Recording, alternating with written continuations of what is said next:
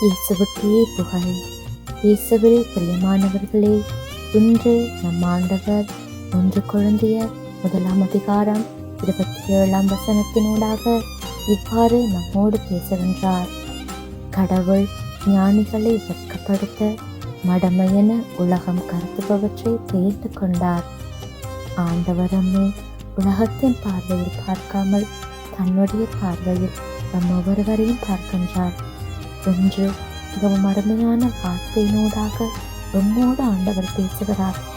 உலகத்தின் பார்வையில் அறிவாளிகள், படித்தவர்கள், செல்வந்தர்கள் என்போர்தான் முக்கியமாக பார்க்கப்படுகின்றனர். மதிப்புக்குரியவர்களாகவும் இருப்பார்கள். ஆனால் நம்மை உருவாக்கி உயிர் கொடுத்த தகப்பன் முட்டாள்கள், படிப்பறிவு இல்லாதோர், ஒன்றுக்குமே உதவாது என்று தள்ளினவர்களைத்தான் நேசிக்கின்றார், தேர்ந்தெடுத்திருக்கின்றார். இன்று உலகம் உங்களை பார்த்து முட்டாள் என சொல்லலாம். கூட பழகினவர்கள், சொந்தங்கள் நீங்கள் ஒன்றுக்குமே பிரயோஜனம் இல்லை, ஆகாதவன் என்று உங்களை தள்ளி வைக்கலாம்.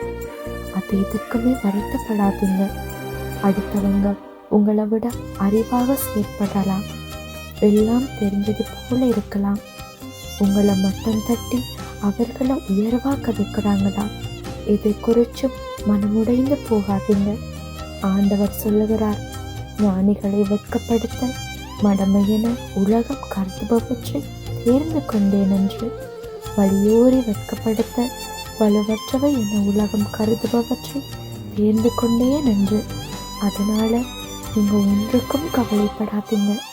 எதுவுமே தெரியாது என்று உங்களை பார்த்து யார் யாரெல்லாம் நினைத்தார்களோ, ஏளனமாக சிரித்தார்களோ, அவர்கள் கண் முன்பாகவே ஆண்டவர் உங்களை உயர்த்த போகிறார். ஆண்டவர் முன்னிலையில பெருமை பாராட்ட விரும்பும் எவரையுமே அவர் தேர்ந்து கொள்ள மாட்டார். இன்று இந்த வார்த்தையை கேட்டுக்கொண்டிருக்கிற உங்களில் அநேக பேரை ஆண்டவர் தம்முடையவராக தேர்ந்து கொண்டிருக்கிறார். இதற்காக அவருக்கு நன்றி கூறுவோமா? அவருடைய கிருபையால நம் ஒவ்வொருவரையும் அவர் நிரப்பி இருக்கிறார். அவருக்கு உகந்த பாத்திரமாக நம்மை மாற்றி இருக்கின்றார். ஆண்டவருக்கு முழு மனதோடு நன்றி கூறுவோம். இதை விசுவசிக்கிறீங்களா? முழு மனதோடு ஆமேன் சொல்லுங்க. இயேசுவின் நாமத்தினாலே ஆமேன்.